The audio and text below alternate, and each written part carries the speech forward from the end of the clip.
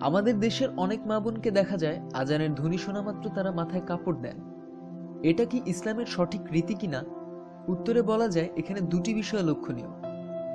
মাথায় কাপড় কখন দেওয়া উচিত?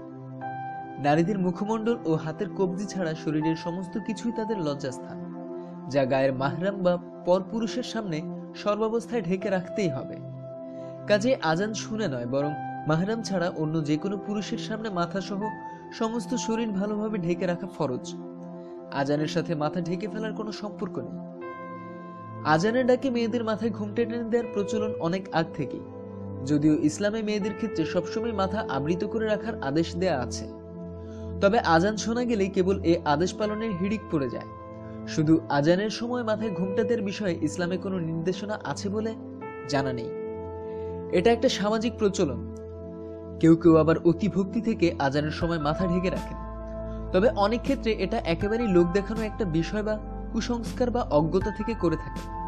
তা না হলে অন্য যেসব সময় মাথায় ঘুমটা দেয়া অত্যাবশ্যক, সে সময় ঘুমটাহীন থেকে কেবল আজানের সময় ঘুমটা দিয়ে মাথা ঢাকার আর কি মানে থাকতে পারে?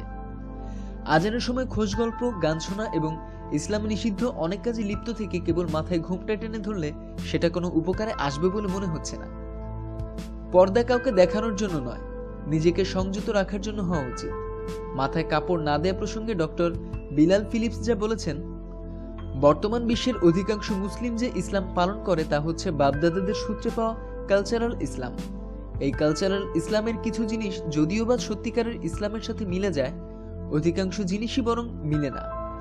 উদাহরণস্বরূপ বলা যায়, বিভিন্ন দেশের কালচারাল মুসলিম মহিলারা মাথায় কাপড় না দেয়াকে কোনো পাপ মনে করে না, বা এভাবে বাইরে চলাফেরা করা ও পরপুরুষের সামনে যাওয়াকেও কোনো লজ্জার বিষয় মনে করে না। তাহলে আজান শুনে কি করা উচিত? উত্তর হচ্ছে, আজানের ধ্বনি শুনে নারী পুরুষ সবার করণীয় হলো আজানে যা বলা হতে থাকে তার জবাব দেয়া এবং আজান শেষে আজানের দোয়া পাঠ করা। এই সংক্রান্ত আরো বিস্তারিত তথ্যের জন্য সাবস্ক্রাইব করুন। ধন্যবাদ।